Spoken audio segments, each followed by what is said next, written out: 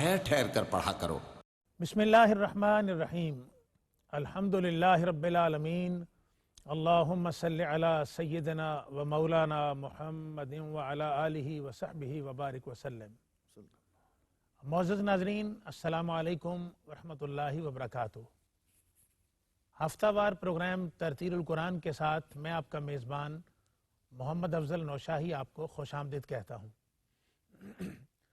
अल्हम्दुलिल्लाह, प्रोग्राम तरतीलुल कुरान में हम कुरान करीम को तिलावत के साथ, तरतील के अंदाज में और क़िराअत के साथ सुनते हैं और फिर तर्जमा आप समाअत करते हैं, फिर इस पर तफसीर आप सुनते हैं।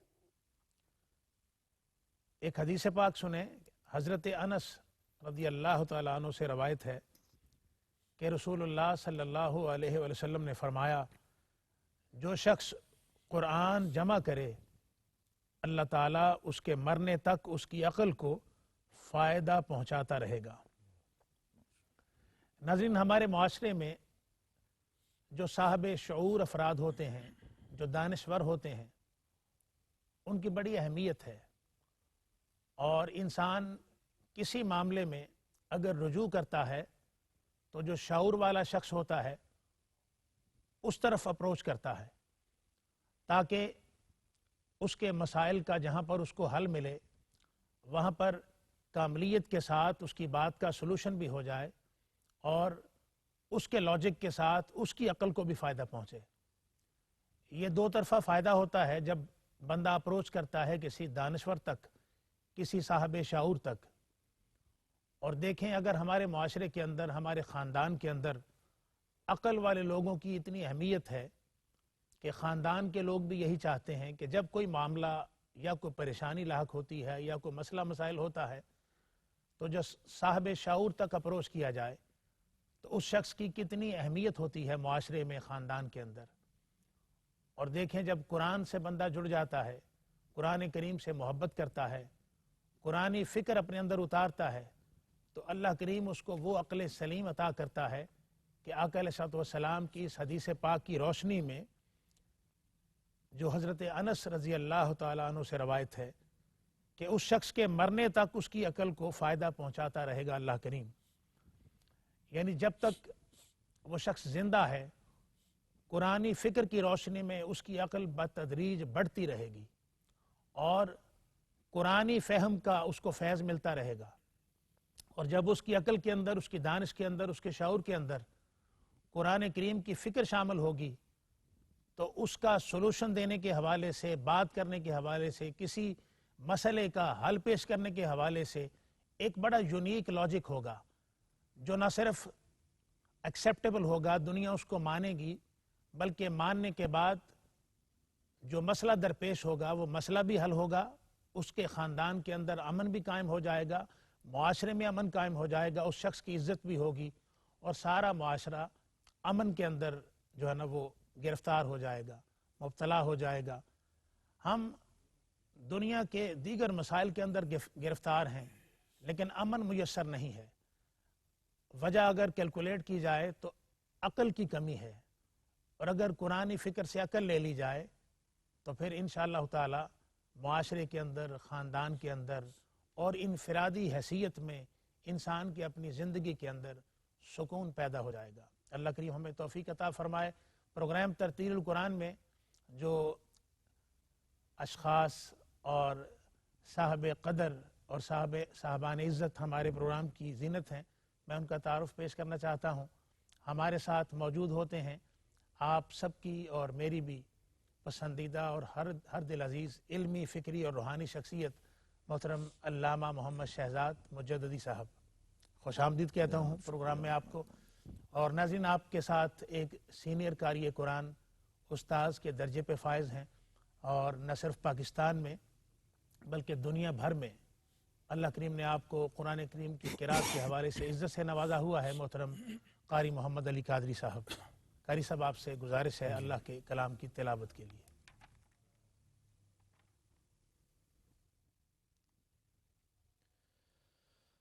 أعوذ بالله من الشيطان الرجيم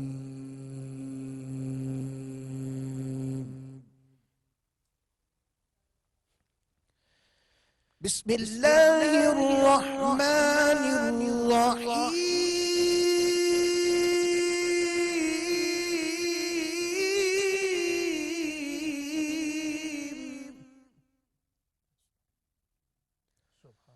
حافظوا على الصلوات والصلاة الوسطى وقوموا لله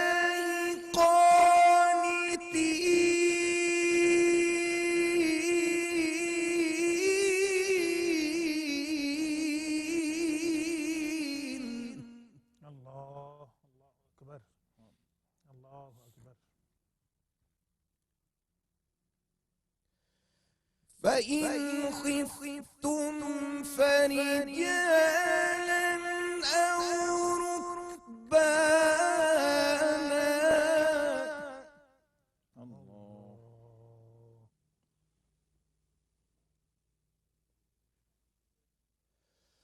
حافظوا على الصلوات والصلاة الوسطى وقوموا لله قانتين. اللہ اکبر. فإن خفتم فرجالا أو ركبانا.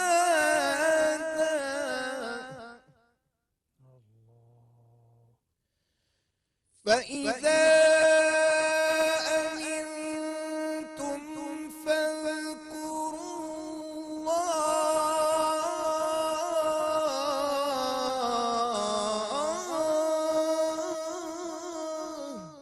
الله. اللہ اکبر. فاذكروا الله كما علمكم ما لم تكونوا تعلمون.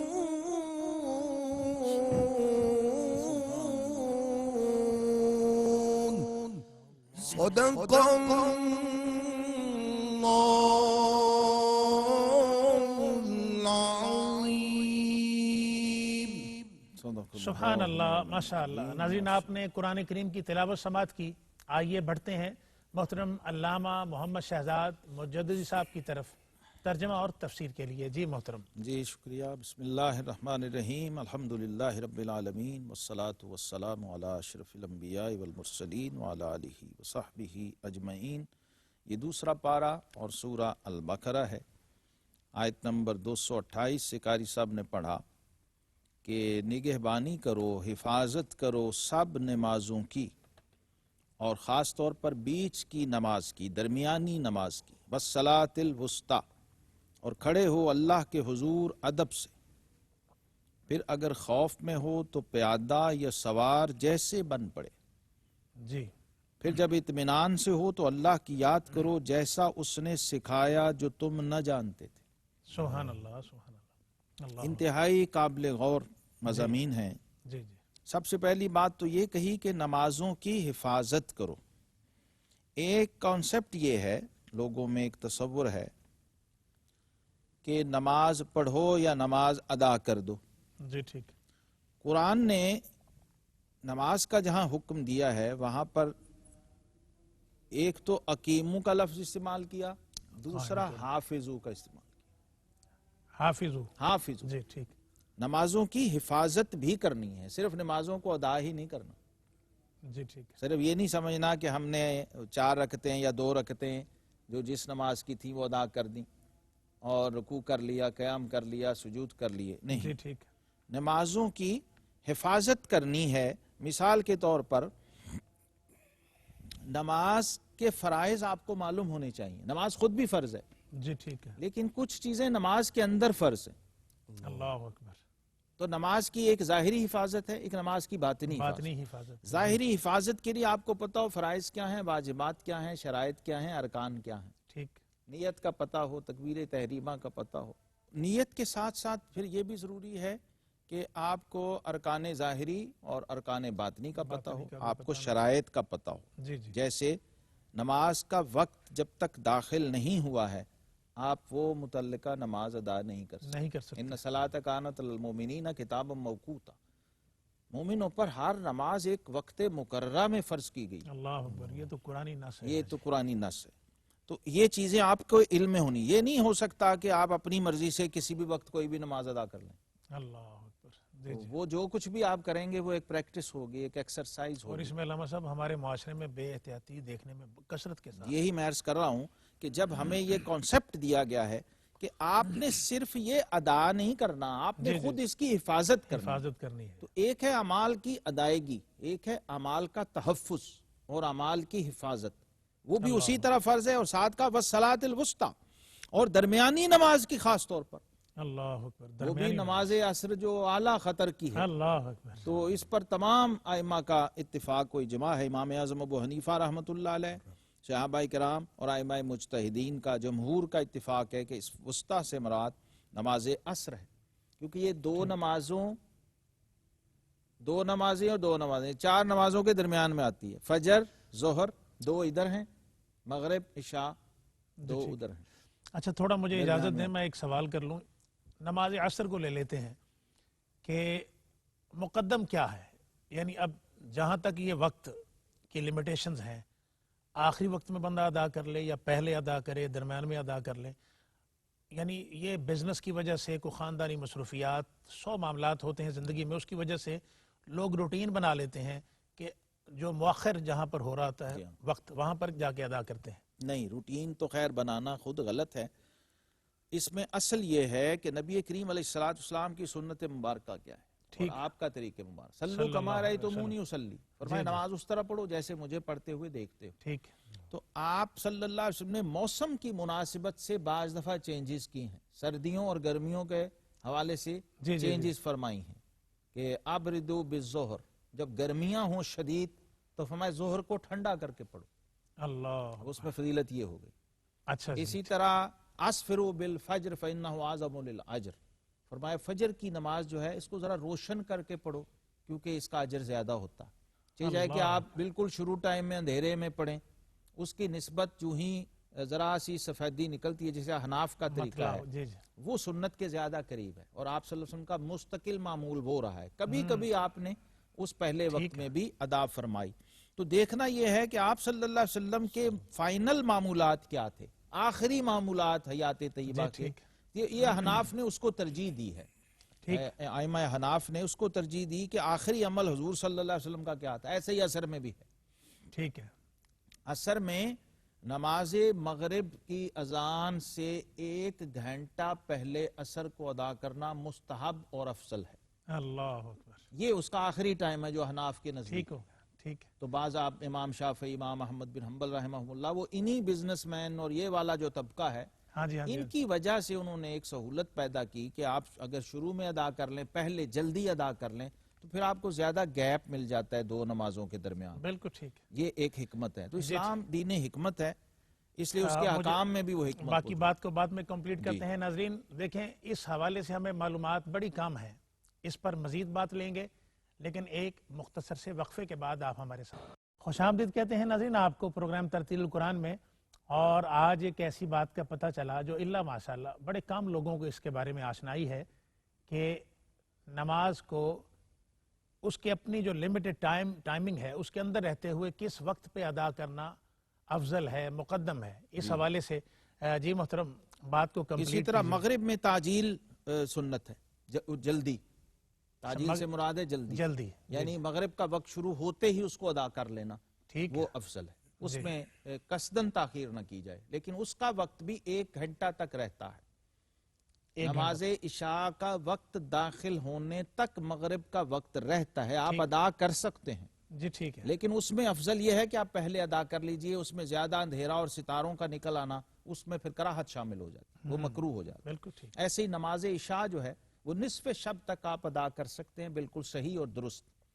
اگر آپ رات کے 12 بجے کے بعد آج کل کی ٹائمنگ کے حساب سے ادا کر رہے ہیں تو وہ نماز تو عشاء ہو جائے گی لیکن وہ مکروہ ہوگی، ٹھیک وہ کراہت کے ساتھ ہوگی۔ تو اللہ اس کا آخری ٹائم، اس میں بھی تاخیر مستحب ہے۔ آپ جی صلی اللہ علیہ وسلم نے عشاء بھی ہمیشہ تاخیر سے ادا فرمائی۔ تاخیر سے تاخیر کا مطلب یہ ہے کہ اس وقت مقررہ میں جو آخری وقت ہے اس میں ادا فرمائی۔ پھر جو کراہت کے اوقات ہیں یعنی بالکل ہی وقت اب ختم ہونے والا ہے وہ نہیں۔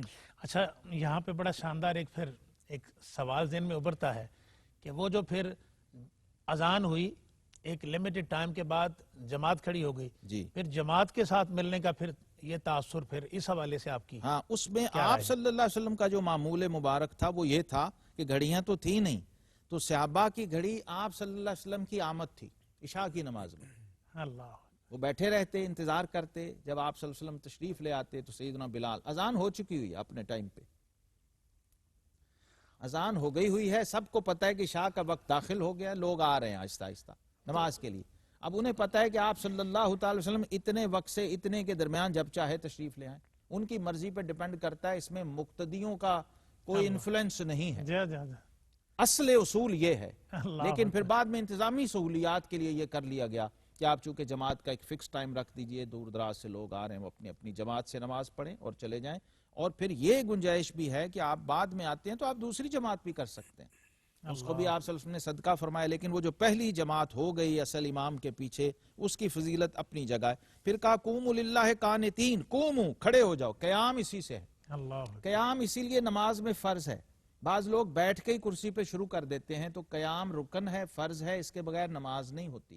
اگر آپ میں کھڑے ہونے کی قدرت ہے تو آپ پر کھڑے ہونا لازم ہے، قرآن کی نص ہے قوموا، اسی سے کھڑے ہونے کی فرضیت ہے، قیام کی فرضیت۔ اللہ اور ساتھ ہی صحیح مسلم میں حدیث پاک ہے افضل الصلاۃ طول القنوت، جی یہاں ترجمہ کیا ہے ادب سے کھڑے ہو، ادب سے کھڑے ہو، قوموا للہ قانتین، ایسے کھڑے نہ ہو کہ چھینٹے دوسرے نمازی پہ بھی پڑھ رہے ہیں اور نماز کی نیت باندھنے کے بعد کف ٹھیک کیے جا رہے ہیں، وہ پھر ادب اور ڈسپلن کے اللہ خلاف ہو اللہ جاتا ہے اور نماز کی روح نکل جاتی ہے۔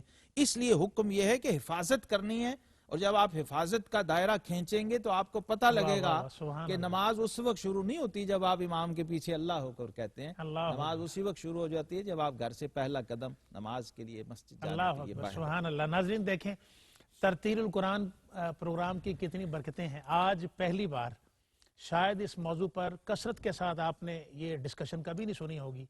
میری معلومات میں یہ بات کہ ٹائمنگ کے حوالے سے کون سا وقت مقدم اور افضل ہے، ایک بات، اور پھر دیکھیں مساجد کے اندر یہ چیئرز لگی ہوتی ہیں اور اندازہ کیا جا سکتا ہے کہ لوگ بلا وجہ بیٹھ کر جب نماز پڑھتے ہیں تو چلیں، اگر کوئی پرابلم ہے تو ٹھیک ہے، لیکن جیسے علامہ صاحب نے فرمایا کہ قیام جو ہے وہ فرض بھی ہے، تو بلا وجہ قیام نہ کرنا، کرسی پہ بیٹھ جائیں، بیٹھ کر نماز پڑھیں آپ، لیکن قیام کیا کریں۔ اس کی اہمیت آپ نے محترم علامہ صاحب سے سماعت کر لی، اللہ کریم ہمیں توفیق عطا فرمائے۔ محترم قاری صاحب تلاوت کلام پاک فرمائیے۔ اعوذ باللہ من الشیطان الرجیم،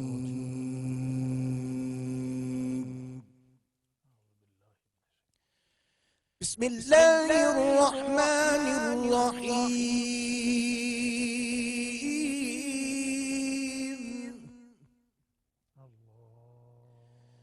الذین ينفقون اموالهم فی سبیل اللہ ثم لا يتبعون ما انفقوا اللہ سبحان ثم لا يتبعون ما أنفقوا منا ولا أذى لهم أجرهم عند ربهم سبحان اللہ ولا خوف عليهم ولا هم يحزنون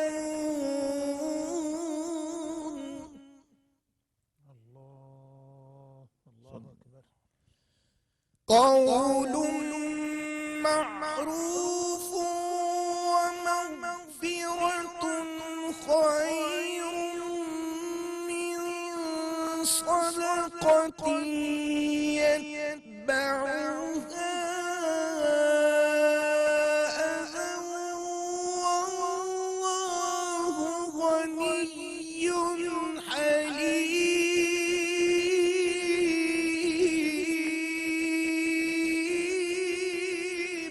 ما شاء اللہ، سبحان اللہ، اللہ اکبر کبیرہ. يا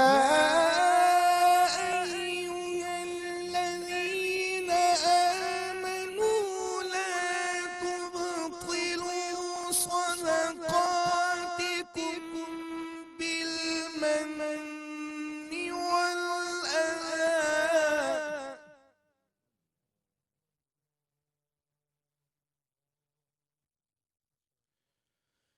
والأذى كالذي ينفق ماله رئاء الناس ولا يؤمن بالله واليوم الآخر. اللہ اکبر، اللہ اکبر. اللہ فمثله كمثل صفوان عليه تراب فأصابه وابل فتركه صلدا. اللہ، ما شاء اللہ، ما شاء اللہ. احسن احسن یا شیخ. لا يقدرون على شيء مما كسبوا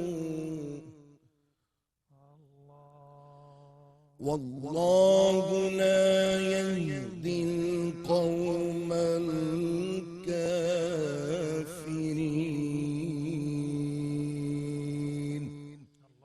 صدق خالقنا العظيم.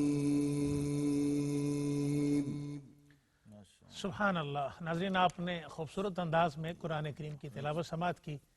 ترجمہ اور تفسیر لیتے ہیں محترم علامہ محمد شہزاد مجددی صاحب سے. جی شکریہ. بسم اللہ الرحمن الرحیم. یہ بھی سورہ البقرہ ہے اور تیسرا پارہ ہے اور بہت ہی اہم مضمون ہے. اسلام کا نظام عبادت مالی اور بدنی عبادات پر مشتمل ہے. جی ٹھیک ہے. پہلے ہم نے بدنی عبادت کی بات کی. نماز جو ہے بدنی عبادت ہے، جی ٹھیک ہے.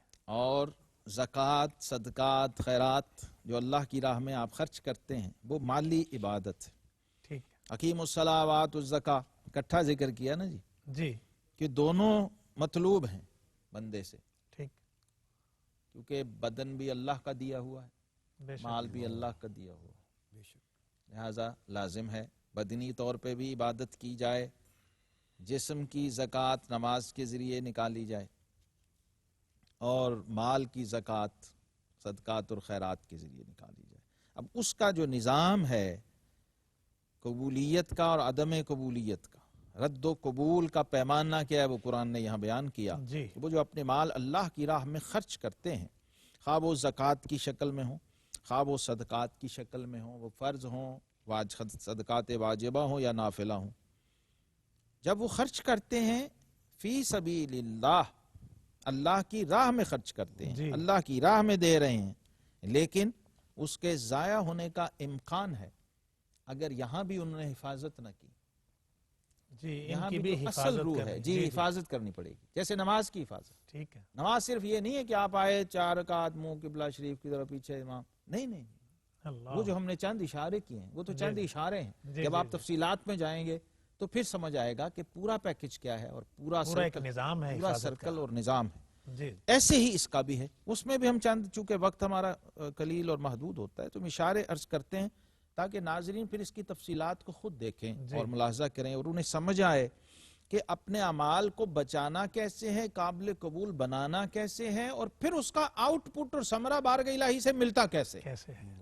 پھر اس میں آپ نے کچھ نہیں کرنا. انما یتقبل اللہ من المتقین، اللہ جو اہل تقوی ہے پھر ہر حال میں اللہ قبول کرتا ہے ان کے عمل کو. پھر گنجائش اور شک نہیں رہتا کہ پتہ نہیں میرا دیا ہوا قبول ہوا کہ نہیں ہوا، میری نماز سجدہ قبول ہوا. نہیں، جب آپ نے پوری جو ریکوائرڈ اس کے لوازمات تھے اس کے ساتھ ادا کر دیا، اب الحمدللہ علم، عمل، اخلاص جب جمع ہو جائے کسی بھی کام کے اندر تو اس کی قبولیت لازمی ہو جاتی ہے. یہاں بھی یہ کہا کہ جب خرچ کریں پھر دیے پر احسان نہ جتائیں. پہلا سائیڈ افیکٹ یہ ہوگا، آپ کا عمل ضائع ہو جائے گا. جب خرچ کریں تو دیے پر احسان نہ جتانا نہیں، ضائع ہو جائے گا. اچھا مجھے پھر یہ بتائیں، جب زکوٰۃ دی جاتی ہے جی، تو پھر یہ بتا کر دی جائے کہ یہ بتانا اور زکوٰۃ چیز ہے، جتانا اور چیز ہے. نشائی صاحب، اچھا جی، اللہ اکبر، ٹھیک ہو گیا. بڑی سادگی ہم لوگوں میں ہے. بھئی بتانا منع نہیں ہے. دیکھیے اب میں ایک اور چیز بتا دوں. آج ترتیل القرآن میں ہماری شریعت میں ہر فرض کی اصل اظہار ہے، ٹھیک، اور ہر نفل کی اصل اخفا ہے. اللہ اکبر، اصول اور پیمانہ کیا اور کسوٹی خوبصورت بتا. جملہ ہے کہ ہر فرض کی اصل اظہار ہے. اظہار ہے. فرض نماز با جماعت مسجد میں ہوگی، اسپیکر پہ اذان ہوگا، اعلان ہوگا، تکبیر پڑھی جائے گی، اہتمام ہوگا، ساری دنیا دیکھے گی، صفیں بنی ہوئی ہیں، نشائی صاحب پہلی صف میں کھڑے ہیں تکبیر کے ساتھ. اللہ بالکل یہ ریکوائرڈ، یہ دیکھیں کیونکہ فرض ادا ہو رہا ہے.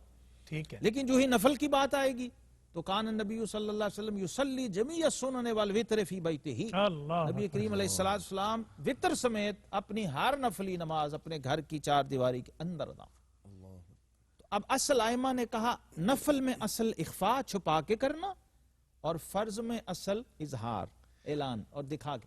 تو جب آپ زکوٰۃ بتا کے کریں کوئی حرج نہیں، لیکن جو صدقہ و خیرات ہے اس میں اشتہار نہیں چھاپنے، اس میں اعلان نہیں کرنے، اس میں میڈیا نہیں بلانا کہ آج حضرت صاحب جو ہیں وہ اتنی لڑکیوں بچیوں کے نکاح کروا رہے ہیں، آج یہ ہو رہا ہے. نہیں، اس میں ضائع ہو جائے گا. میں اس بات کو یہیں سے اس بات کو کنٹینیو کروں گا. ناظرین، یہ نوافل کے اندر اخفا کیوں ہے؟ بڑی اہم بات ہے، اور جتنے روحانی لوگ ہیں اور روحانی لوگوں سے پیار کرنے والے لوگ ہیں ان کے لیے یہ بات بڑی اہم ہوگی. آپ انتظار کریں، ہم آپ کی خدمت میں دوبارہ حاضر ہوتے ہیں ایک مختصر سے وقفے کے. خوش آمدید کہتے ہیں ناظرین آپ کو پروگرام ترتیل القرآن میں. فرض کی بات بھی ہوئی، نوافل کی بات بھی ہوئی. فرض کے حوالے سے اظہار سے متعلق آپ نے گفتگو سن لی، لیکن نوافل کے حوالے سے اخفاء کا یہ تصور کیا ہے؟ اور اسی کے ساتھ ہی میں آپ کے لیے یہ بڑی خوبصورت ہمارے محترم علامہ محمد شہزاد مجددی صاحب کی تصنیف ہے، اور نئی تصنیف ہے نوافل کی شرعی حیثیت.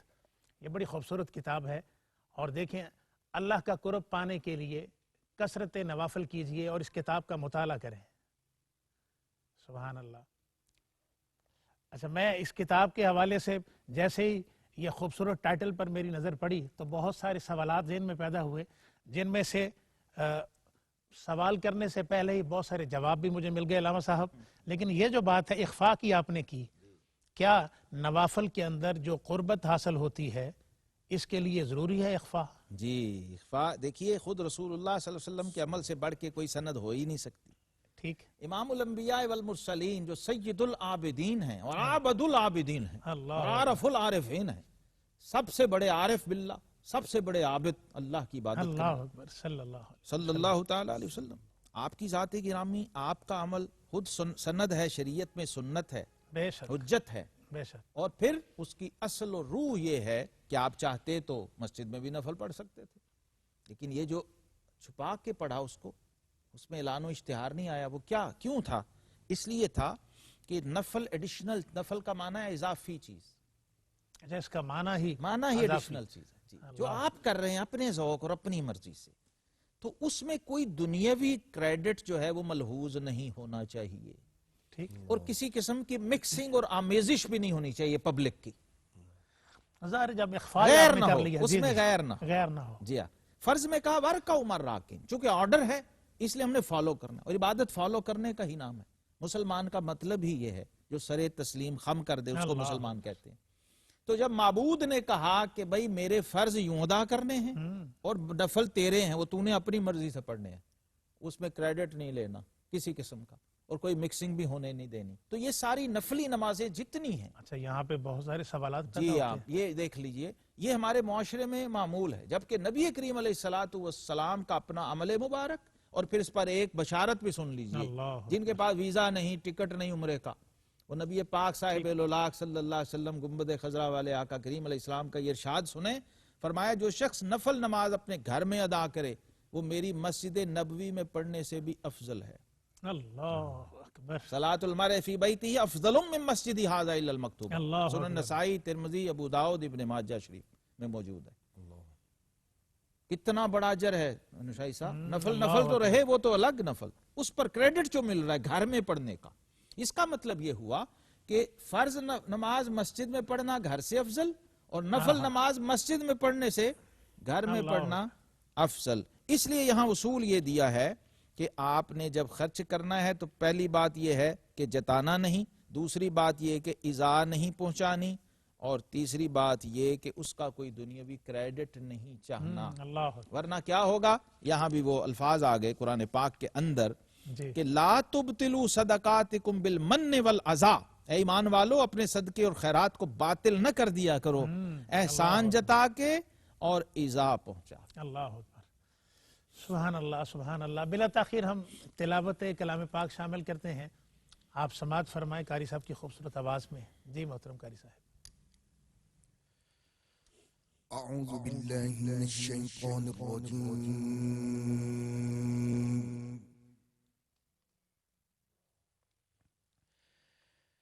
بسم الله الرحمن الرحيم. اللہ اکبر. بسم اللہ الرحمن الرحیم. يا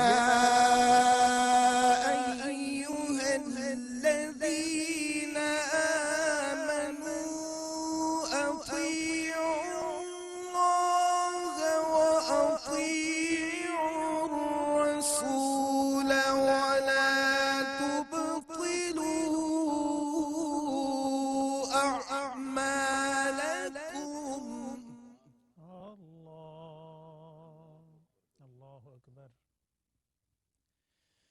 إن الذين كفروا وصدوا عن سبيل الله ثم ماتوا وهم كفار فلن يغفر الله لهم. اللہ اکبر. بارک اللہ فی. فلا تهنوا وتدعوا إلى السلم وأنتم الأعلون.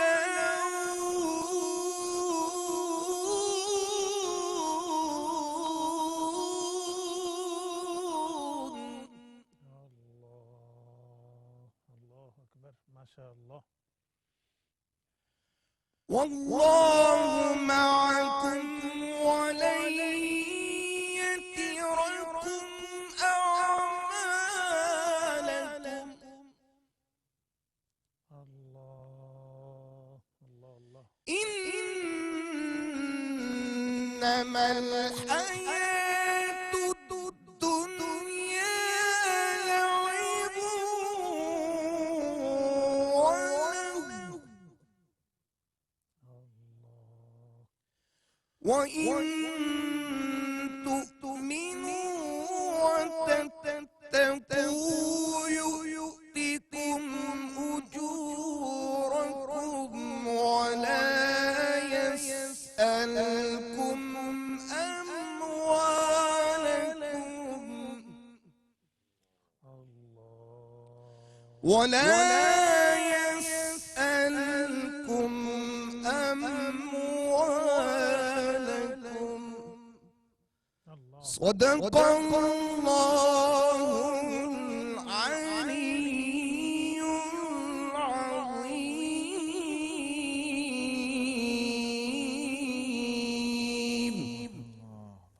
سبحان اللہ، ماشاء اللہ. جی محترم علامہ محمد شہزاد مجددی صاحب. جناب بسم اللہ الرحمن الرحیم. اب دیکھیے سارے سوالوں کا جواب آ گیا نشائی صاحب. جی سورہ محمد 26واں پارہ جی اور آیت نمبر 33. اے ایمان والو، اطیع اللہ و اطیع الرسول، اللہ کی اطاعت کرو اور اس کے رسول صلی اللہ علیہ وسلم کی اطاعت کرو. اطاعت کا مطلب ہے حکم ماننا. ما آتاکم الرسول فخذوہ، جو یہ میرا محبوب حبیب تمہیں دے وہ لے لو. وما نہاکم عنہ فانتہوا، جس سے منع کر دے اس کو چھوڑ. یہ کل شریعت ہے، اللہ، کل دین ہے. سبحان اللہ. یعنی کچھ کرنے اور کچھ نہ کرنے کا نام دین ہے، ہم، لیکن اس میں اپنی مرضی کوئی نہ ہو، اپنی خواہش نہ ہو، اللہ اکبر. آپ اس میں نہ ہوں. اللہ اور اس کے رسول صلی اللہ علیہ وسلم کے تابع اور ان کی بارگاہوں میں اپنے آپ کو سرنڈر کر کے اپنی خواہشات کو، اپنے مزاج کو، اپنی طبیعت کو جی جب آپ کوئی عمل کرتے ہیں تو اس کو عبادت کہا جاتا ہے، وہ عبادت ہو. سبحان اللہ. اور آپ نماز میں بھی اپنے آپ کو لے آئیے تو وہی شرک ہو جائے گا، وہی ریا ہو جائے گا، جی جی. وہی فوائل للمصلین ہو جائے. اب یہاں بھی دیکھیے اصول کیا دیا، وَلَا تُبْتِلُوا اعمالکم، اپنے عمل کو باطل نہ کرو. حضرت امام اعظم ابو حنیفہ رضی اللہ عنہ فرماتے ہیں ایک تو ہوتا ہے گناہ، گناہ تو چلو گناہ ہی ہے، ٹھیک. پہلے سے ہی بربادی ہے، ہلاکت ہے. ایک ہے نیکی، آپ نے وہ نیکی کی، آپ نے وہ عمل کیا، آپ نے وہ عبادت کی، جی. لیکن پھر اس کو خود ہی برباد کر لی. ہم، افسوسناک ترین حالت تو یہ ہونی چاہیے نا. ایک وہ ہے جس نے نماز پڑھی نہیں، اور ایک وہ ہے جس نے پڑھ کے ضائع کر دی.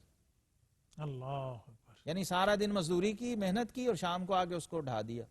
سارا دن ایک دیوار کھڑی کی اور شام کو ڈھا دیا. وَلَا تُبْتِلُوا اعمالکم. مثال دی امام صاحب رحمۃ اللہ تعالی علیہ نے. ایک شخص آیا، اس نے 2 رکعت نماز نفل کی نیت کی، اللہ اکبر کے ہاتھ جی. باندھ دی. کسی وجہ سے اس کا وضو ٹوٹ گیا یا اس کو نماز توڑنا پڑ گئی، ٹھیک ہے. وہ 2 رکعت نہ پڑھ سکا، نماز توڑ دی یا سلام پھیر دیا، وہ اس کام چلا گیا یا وضو کرنے چلا. اب وہ جو نفل تھے وہ نفل نہ رہے، اب وہ اس پہ واجب ہو گئے. ہم، اللہ اکبر. پھر واجب ہو گئے. جی، جب تک شروع نہ کیے تھے نفل تھے، جب آغاز کر دیا، نیت باندھ لی، شروع کر دیا عمل، اب اس کو برباد ہونے سے بچانا ہے. ہم، اللہ اکبر، اللہ اکبر. اب وہ کل زندگی میں وہ نفل جب بھی پڑھ لے ادا ہو جائیں گے، لیکن وہ ڈیو رہیں گے. ڈیو رہیں گے، واجب کیوں؟ ہو گئے. جی کیونکہ جی. یہ حکم ہے وَلَا تُبْتِلُوا اعمالکم. یہ اصول ہے، یہ بہت ضابطہ. خوبصورت بات. جب آپ کوئی خیر کا کام، کوئی نیکی کا کام شروع کر دیں تو آپ کی کوشش ہونی چاہیے کہ اس کو پائے تکمیل تک پہنچائیں. اللہ وَأَتِمُّوا الْحَجَّ وَالْعُمْرَةَ لِلَّهِ. جب للہ. حج اور عمرہ شروع کر دیا ہے تو پھر اسے پورا کرنا ہے، اسے اتمام تک پہنچانا ہے. اس لیے آپ صلی اللہ تعالی وسلم نے حدیبیہ کے مقام پر جب وہ احرام اتارے تھے، کھولے تھے، عمرہ ادا کیے بغیر، تو اگلی بار آ کے عمرہ قضا ادا فرمایا صحابہ جی کرام جی جی. کہ وہ ادا ہوگا. یہ آیت آئی نا وَأَتِمُّوا الْحَجَّ وَالْعُمْرَةَ لِلَّهِ. اور اسی لیے یہ جو دم واجب آ جاتا جی، ہے. وہ دم کا مطلب بھی یہی ہے تاکہ آپ کا عمل برباد ہونے سے بچ جائے. وہ فائن اور جرمانہ ڈال کے اس کو پورا کر دیا جائے، یا پھر آپ اس کو قضا کر کے دوبارہ ادا کرتے ہیں. یہ بنیاد ہے ہمارے دین کے اندر کہ اعمال کی محض ادائیگی کو عبادت نہ سمجھیں، بلکہ اعمال کو پوری حفاظت کے ساتھ، پورے اہتمام کے ساتھ جب آپ ادا کر کے بارگاہ الہی میں پیش کرتے ہیں تو تب وہ عبادت قرار پاتی ہے. اور اس کے بعد خدا نہ خواستہ کوئی ایسا عمل نہ کر دیجئے، یا اس دوران کوئی ایسا عمل نہ کر دیجئے جیسے قرآن نے کہا کہ کبھی جتا کے، کبھی ایذا پہنچا کے، کبھی ریا کے ذریعے، کبھی دکھاوے اور بناوٹ کے ذریعے، کہ وہ آپ کا کیا کرایا عمل برباد ہو جائے. اور پھر فرمایا کہ جنہوں نے کفر کیا اور اللہ کی راہ سے روکا پھر وہ کافر ہی مر گئے تو اللہ ہرگز انہیں نہ بخشے گا. یہ بھی لوگ پوچھتے ہیں کہ فلاں غیر مسلم نے ہاسپٹل بنایا، فلاں غیر مسلم نے یہ عمل کیا تو اس کو کیا اجر ملے گا؟ تو اس کا اجر اسی دنیا میں ہے. اللہ آخرت میں صرف اہل ایمان کو حصہ ملے گا. جو کفار ہیں، غیر مسلم ہیں، ان کے لیے آخرت میں کوئی حصہ نہیں ہے. سبحان اللہ، سبحان اللہ. بڑی قیمتی باتیں آج پروگرام ترتیل القرآن میں سننے کو ملی. ان اشعار پہ میں اختتام کر رہا ہوں پروگرام کا. حمد رب ہے مصطفیٰ کی شان ہے قرآن میں، حمد رب ہے مصطفیٰ کی شان ہے قرآن میں، دین کی تعلیم ہے ایمان ہے قرآن میں، نور کا منبع ہے یہ حکمت کا بحر بے کنار، روشنی ہے علم ہے عرفان ہے قرآن میں.